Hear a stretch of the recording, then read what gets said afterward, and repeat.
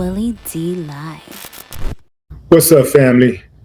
Boosie stepped into a federal courtroom in California to accept a plea on a gun charge that could net him up to 15 years in prison. Check it out, fam. All right, on to a little more serious news here. A well-known rapper with a big following on social media could be headed back to prison after he pleaded guilty to a gun charge in federal court today. Boosie was arrested during a traffic stop here in San Diego 2 years ago. CBS 8's Kelly Hessedal joins us live downtown. Kelly, you were in the courtroom. You also spoke to Boosie. What can you tell us? That's right, and his legal name is Torrance Hatch. Now, a lot of times defendants don't really want to talk to us if they're still going through court proceedings, but he was fine with it. He says he accepts responsibility for what happened, and he's ready to move forward. I want to put it behind me. I want to get it behind me and get on with my life. You know, it's a lot of things this case has stopped me from doing, traveling all across the world, making. So I just want to get it over with, and, you know, accept my guilty plea. I'm ready to get over it. Anything you want to say to your fans? Just say a prayer for me. I just need prayer. I don't need nothing else. Yeah.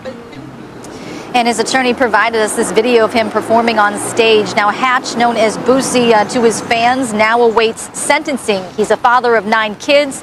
His fiance was with him in court today. So some background on this case. It stems from a traffic stop in San Diego in May 2023. Hatch was arrested in Choyas View after police found 2 guns inside a vehicle he was riding in. Now, the state charges were eventually dropped, but the feds then pursued a case against him because he was a convicted felon in possession of a firearm, which violates federal law. Now, the 42-year-old rapper announced earlier this month on social media that he was going to take a plea deal. And so this morning he went before a judge and entered that guilty plea. So here's what his defense attorney told me outside court. I am optimistic for Mr. Hatch. He, as you just explained, wanted nothing more than to accept responsibility and put this behind him. And now it's my job to make sure the court understands the scope of the case and what the case is really about. And more importantly, all of the amazing things that Mr. Hatch has done for the community, continues to do, and the amazing things that he will do going forward. And Hatch currently lives in Atlanta. Now, he faces a maximum of 15 years behind bars. His defense attorney did not disclose any parts of the plea agreement or any details about it, but the judge made it very clear today, regardless of what's in that plea agreement, it is the sentencing judge who will have the final say. So the sentencing hearing is set for November 21st, which is just days after Hatch's birthday. Anna, Carlo. Kelly, one thing you mentioned is that state charges were dropped here and the feds picked up the case. What else can you tell us about how this case moved its way through the system? Yeah, and there was a lot of back and forth, and some of that had to do with the fact that the U.S. Supreme Court recently made a decision basically stating that you cannot prevent people who were convicted of non-violent crimes of owning firearms. So at the end of the day, Hatch could have continued fighting this charge, but as you heard him say, he's ready to move on with his life. He does not want to continue for this to drag out in court. Yeah, he wants to move on with his life and get back to work. It's holding him back, sounds like. Okay, thanks so much for that, Kelly. All right, fam. Here we go. So Boosie brought this upon himself, right? Y'all know how they caught him, right? Boosie is on a video with his gun in his waist, in his waistband. The feds say they was checking out a gang member. They were on a gang member's IG page. So they somehow decide, well, let's go check out and see what Boosie got going on. I don't know if that gang member was affiliated in some type of way or associated with Boosie or, but Boosie was going to San Diego to go get some money, I believe, for a video or something like that. And he was, in Philly, a lot of street dudes, when you in the rap game, you're making money, you doing features and all this kind of stuff. It's not uncommon to do business with street dudes. So, and you ain't got to be no part of that. It's just that, that's just the nature of the beast. So anyway, they say that when they go check out Boosie, they observe a gun in his waistband. So they put a helicopter on him. They realized Boosie is in San Diego. They put a a helicopter on Boosie, and they pull him over, and they find 2 black guns in his car. Okay, so here's the deal. I get it that he's a felon with guns. I got it. I really do get it, fam. But y'all see how these rappers get knocked off left and right? You know, this what makes you, this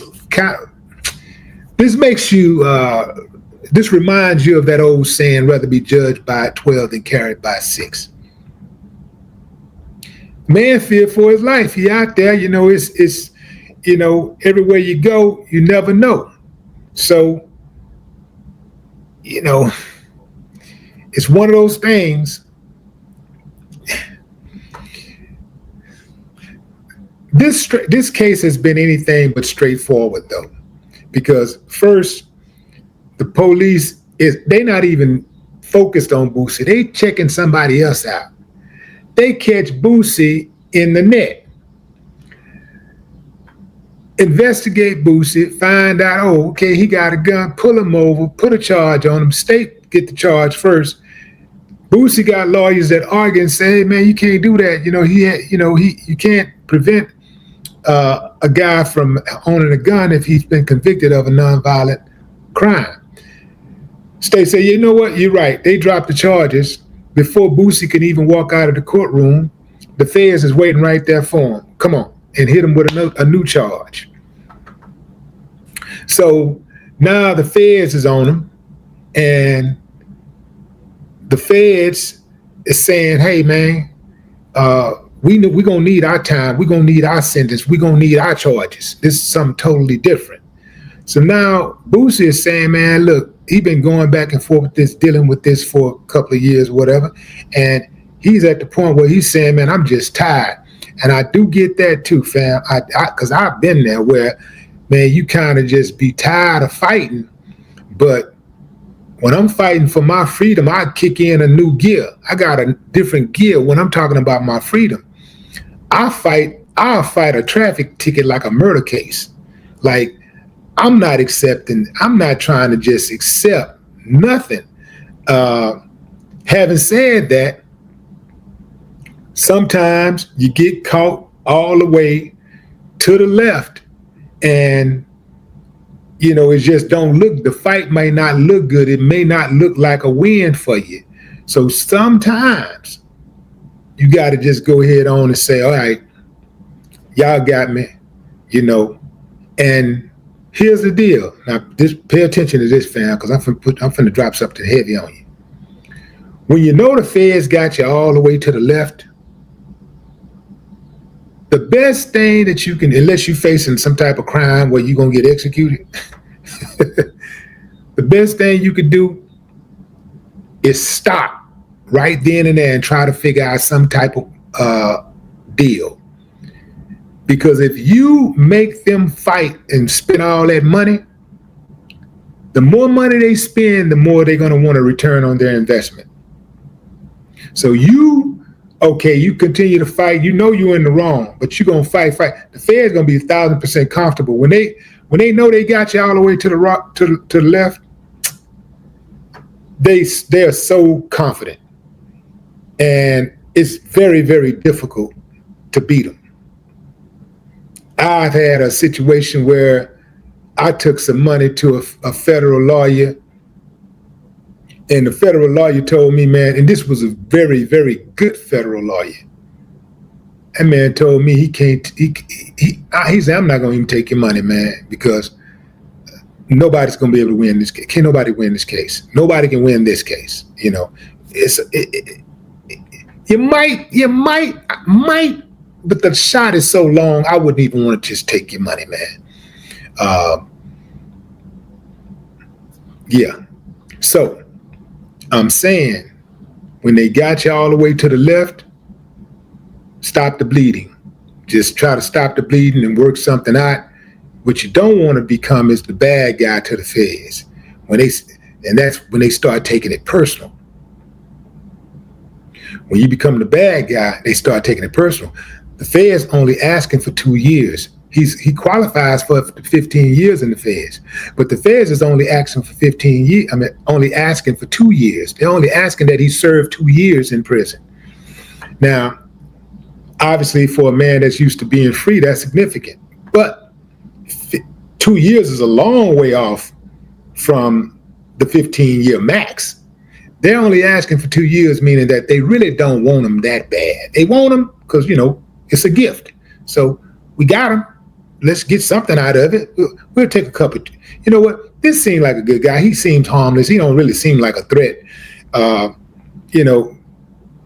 We ain't really gonna benefit a lot from locking little Boosie up. Seemed like a good guy, but